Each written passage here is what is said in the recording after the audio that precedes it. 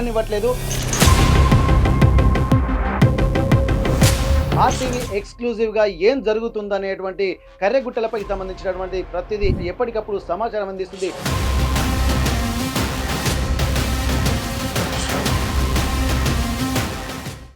గత 4 రోజులుగా ఆపరేషన్ కర్రెగుట్ట పేరుతో గ్రేహౌండ్స్ బలగాలు, అలాగే ఛత్తీస్‌గఢ్‌కి సంబంధించి పోలీసు బలగాలు, దీంతో పాటు కేంద్ర బలగాలు వీళ్ళందరూ రంగంలోకి దిగారు.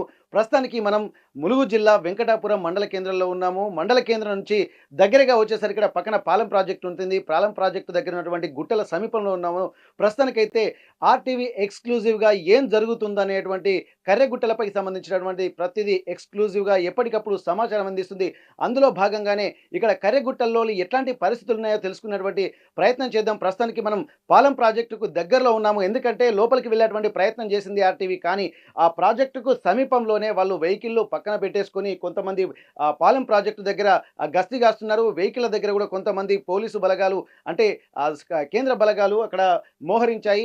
వాళ్ళ దగ్గరికి వెళ్తే మాత్రం ఎవరిని ఉపేక్షించేటువంటి పరిస్థితి లేదు కాబట్టి మనం కొద్దిగా వెనక్కి వచ్చి మనం ఆపరేషన్ కర్రెగుట్టలకు సంబంధించినటువంటి వివరాల్ని చెప్పేటువంటి ప్రయత్నం చేస్తాను. ప్రస్తుతానికైతే మనం ఇక్కడ ఛత్తీస్‌గఢ్ అలాగే తెలంగాణ ఈ 2 రాష్ట్రాల మధ్యలో వ్యాపించినటువంటి ప్రాంతం కర్రెగుట్టలు.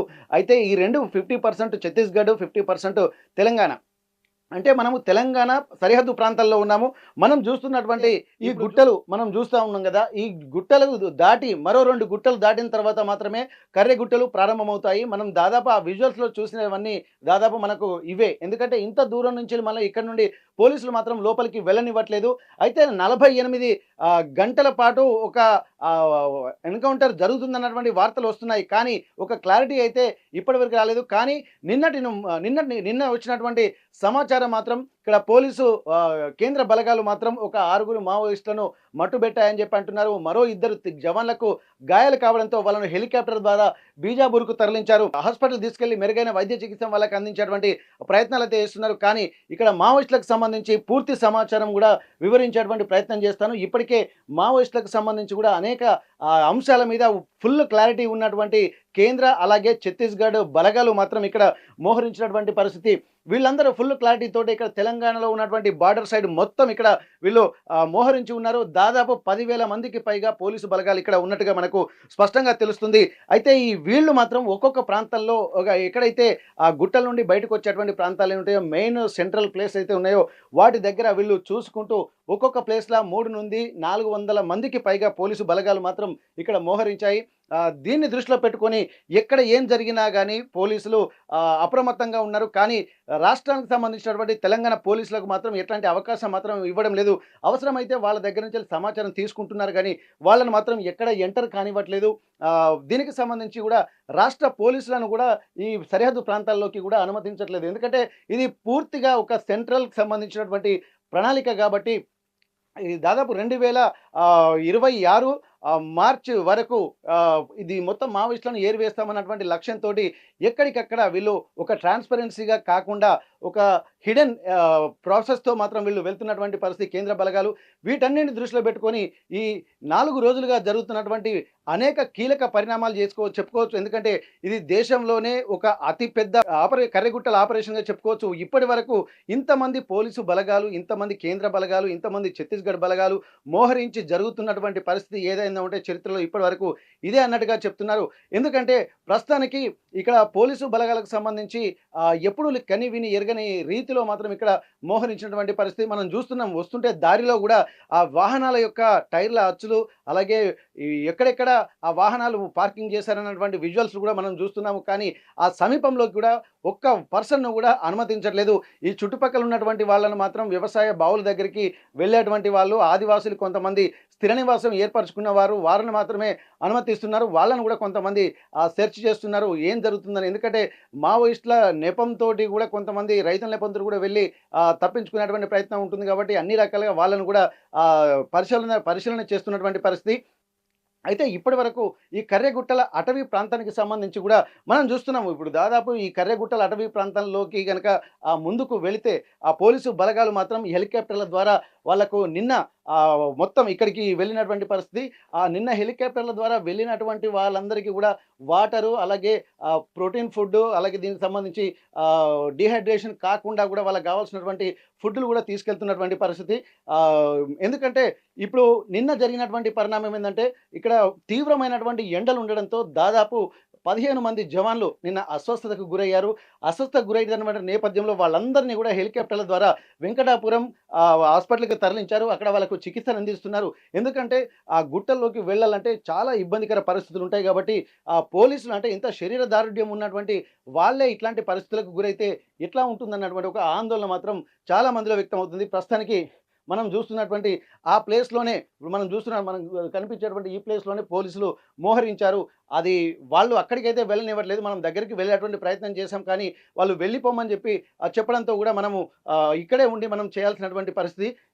ఇక్కడ వాహనాలు గూడా ఇక్కడే వాళ్ళు పార్కింగ్ చేసినటువంటి పరిస్థితి. కర్రెగుట్టల ప్రాంతాల్లో గూడా ఇక్కడ మావోయిస్టులు ఉన్నారన్నటువంటి పక్కా సమాచారం ఇక్కడ కేంద్ర బలగాలకు తెలిసినట్టుగా తెలుస్తుంది. దీంతో పాటు ఛత్తీస్‌గఢ్ పోలీసుల సహకారంతోటి, అలాగే మన తెలంగాణ వైపు ఉన్నటువంటి పోలీసుల సూచనల మేరకు వీళ్ళొక సెంట్రల్ కమిటీ గూడా ఇక్కడ వీళ్ళు పూర్తి స్థాయిలో ఇక్కడే వెంకటాపురం మండల కేంద్రంగా వండుకుంటూ ఇక్కడ డీజీ స్థాయి అధికారులు గూడా ఇక్కడ దీన్ని పర్యవేక్షిస్తున్నటువంటి పరిస్థితి. వీటన్నిటిని దృష్టిలో పెట్టుకుంటే మాత్రం ఇక్కడ People's Guerrilla Liberation Army chief ఉన్నటువంటి హిడ్మాతో పాటు దామోదరు, అలాగే దేవా, మరో ఇద్దరు కేంద్ర కమిటీ సభ్యులు గూడా ఇందులో ఉన్నట్టు తెలుస్తుంది. వారితో పాటు అంటే వీళ్ళు ఒక్కొక్క టీమ్‌కి 80 నుండి 100 మందికి పైగా ఒక్కొక్క టీమ్ మెయింటైన్ చేస్తా ఉంటారు. కాబట్టి ఈ 5 టీములు ఉన్నాయన్నటువంటి పక్కా సమాచారం. అంటే దాదాపు ఏది లేదన్నా గాని ఒక 500 మందికి పైగా ప్రస్తుతానికి ఉంటారు. పక్కా ఉంటారనేటువంటి ఒక సమాచారం ఉంది. కానీ ఇక్కడ మనకు తెలుస్తున్నటువంటి సమాచారం ప్రకారం ఖచ్చితంగా 1000 నుండి 1500 మంది వరకు ఇక్కడ మావోయిస్టులు ఈ కర్రెగుట్ట అడవుల్లోనే తలదాచుకుంటున్నారన్నటువంటి ఒక సమాచారం అయితే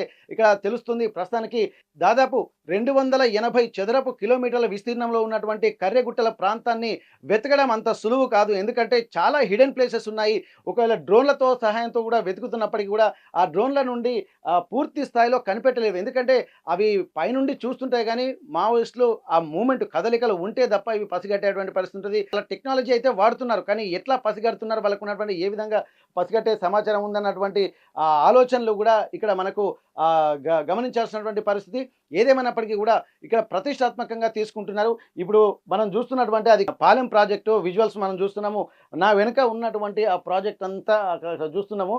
అది పాలెం ప్రాజెక్టు. ఆ పాలెం ప్రాజెక్టు దగ్గరనే కొన్ని టాటా సుమోలు, అలాగే కొన్ని వెహికల్లు, పోలీసు వెహికల్లు, దాంతో పాటు మరొక అంటే ఆర్మీకి సంబంధించినటువంటి వెహికల్లు గూడా ఉన్నాయి. ఆ వెహికల్‌లను గూడా పోలీసులు అక్కడ గస్తీ కాస్తున్నటువంటి పరిస్థితి. ఇవన్నీ చూస్తుంటే మాత్రం ఏదైనా ఎక్కడ ఏమైనా జరగవచ్చు. ఎందుకంటే మొన్నటి నుండి ఆర్‌టీవీలో చెబుతున్నట్టుగానే కర్రెగుట్ట ప్రాంతాన్ని పోలీసులు మాత్రం అష్టదిగ్బంధనం చేశారు. వీటన్నిటి నుండి బయట పడాలంటే మాత్రం ఈసారి మాత్రం ఇదొక చివరిసారి ఒక చివరి యుద్ధంగా కొంతమంది ఇటు పోలీసు వాళ్ళు చెప్తున్నారు. మావోయిస్టు సానుభూతి పరులు గూడా చెప్తున్నారు. ఇక్కడ లొంగిపోతామన్నటువంటి ఒక ప్రశ్న తలెత్తుతున్నటువంటి సమయంలో గూడా నిన్న గూడా 14 మంది మావోయిస్టులు వరంగల్ రేంజ్ డీఐజీ ముందు లొంగిపోయినటువంటి పరిస్థితి. అసలు లొంగిపోతున్నట్టు సమాచారం వాళ్ళకు గూడా లేదు. ఎందుకంటే ఇక్కడ పక్కా సమాచారం ఎక్కడెక్కడున్నారు. కొంతమంది అడవుల బాట పట్టారు. అడవుల బాట పట్టే వాళ్ళని మాత్రం తీవ్రంగా వెతుకుతూ ముఖ్యంగా హిడ్మాను పట్టుకోవడంలో భాగంగానే ఇక్కడ సెర్చ్ ఆపరేషన్ కూడా జరుగుతుంది. కర్రెగుట్టల ఆపరేషన్ అనేది కూడా హిడ్మాను పట్టుకోవడమే లక్ష్యంగా పనిచేస్తుంది. ఎందుకంటే హిడ్మా ఒక్కసారి గనుక పట్టుబడితే మాత్రం మావోయిస్టులకు సంబంధించి ఒక ఆపరేషన్‌లో దాదాపు మేజర్ భాగం కూడా మేము విజయం సాధించినట్టుగా పోలీసులు భావించేటువంటి అవకాశం ఉంటుంది. కాబట్టి హిడ్మాకు సంబంధించి ఒక కసితోటి మాత్రం ఉన్నారు. ఎందుకంటే గతంలో 67 మందిని కూడా చుట్టుముట్టి చంపినటువంటి పరిస్థితి ఉంది. మరోసారి కూడా 23 మంది పోలీసు అధికారుల్ని కూడా చుట్టుముట్టి అదే ప్లాన్ తోటి చంపినట్టుగా సమాచారం ఉంది. కాబట్టి ఇక్కడ ఎట్టి పరిస్థితుల్లో అతన్ని మాత్రం వదిలిపెట్టకూడదు. అతని టీమ్‌ను మాత్రం వదిలిపెట్టకూడదు. దీనికి కారణమైనటువంటి వాళ్ళని అన్న దృష్టితోటి ఇక్కడ కేంద్ర బలగాలైతే ప్రతిష్టాత్మకంగా తీసుకుంటున్నాయి. కానీ ఎప్పుడు కని విని ఎరుగని రీతిలో ఇక్కడ బలగాలు మాత్రం ఇక్కడ ఛత్తీస్‌గఢ్ నుండి కొంత బలగాలు అటు విస్తరించినాయి. కానీ అక్కడి నుండి ఆపరేషన్ చేసుకుంటూ ఎంతోమంది దాదాపు ఒక 450 మందికి పైగా మావోయిస్టులను గత సంవత్సరంలోనే ఇక్కడ హతమార్చినట్టుగా ఇటు మావోయిస్టు సానుభూతి పరులు, అలాగే ప్రజా సంఘాల నేతలు కూడా చెప్తున్నటువంటి పరిస్థితి. అయితే అటు సైడు ఆపరేషన్ పూర్తయినట్టుగా తెలుస్తుంది. కానీ వాళ్ళు ఆ దాడులను తట్టుకోలేక తెలంగాణ వైపే వచ్చిండ్రా అన్నట్టుగా వాళ్ళకు సమాచారం అందుతుంది. మరి వాళ్ళకు పోలీసు వాళ్ళ నిఘా వ్యవస్థ ఎలా ఉందనేది మనకు తెలియదు. కానీ ఒక అంతర్జాతీయ స్థాయిలో టెక్నాలజీని వాళ్ళు వాడుతున్నారు. జల్లెడ పడుతున్నారు కర్రెగుట్ట అటవీ ప్రాంతాల్లో అన్నటువంటి సమాచారం అయితే మనకిప్పుడు జరుగుతున్నటువంటి పరిస్థితులను బట్టి తెలుస్తుంది.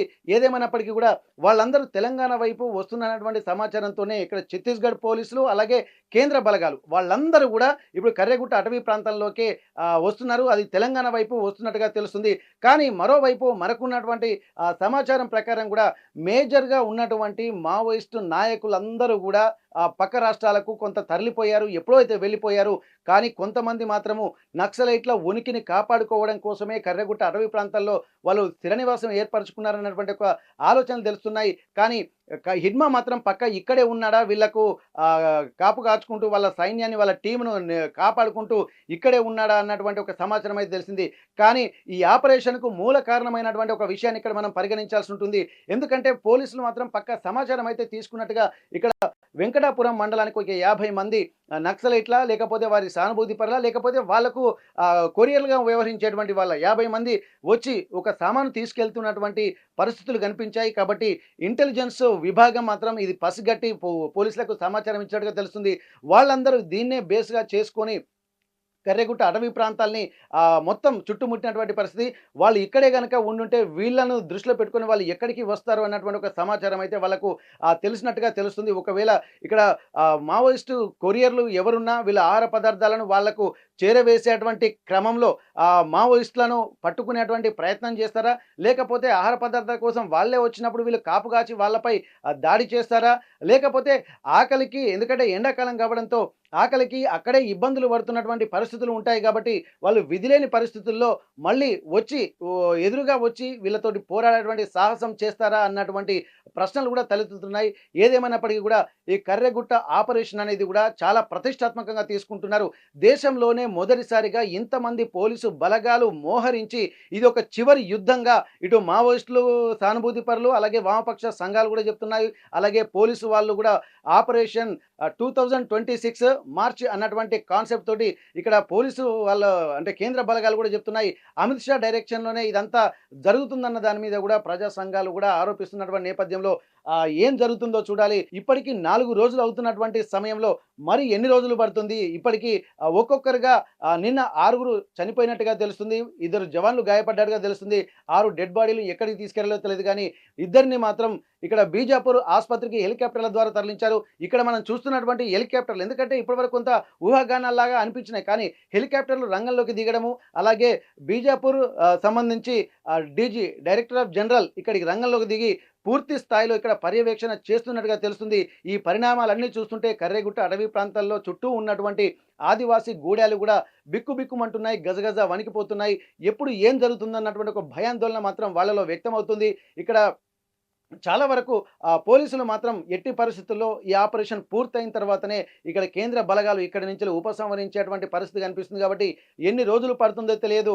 ఎందుకంటే వాతావరణం కూడా కొంత ఎండాకాలంలో పోలీసులే ఇంత ఫిట్నెస్ ఉన్నటువంటి పోలీసులే డీహైడ్రేషన్ అవి ఇక్కడికి వస్తున్నారంటే ఆలోచించొచ్చు ఏం జరుగుతుందో. కర్రెగుట్ట ఆపరేషన్లు ఇంకా ఎన్ని రోజులు జరుగుతాయనేది చూడాల్సి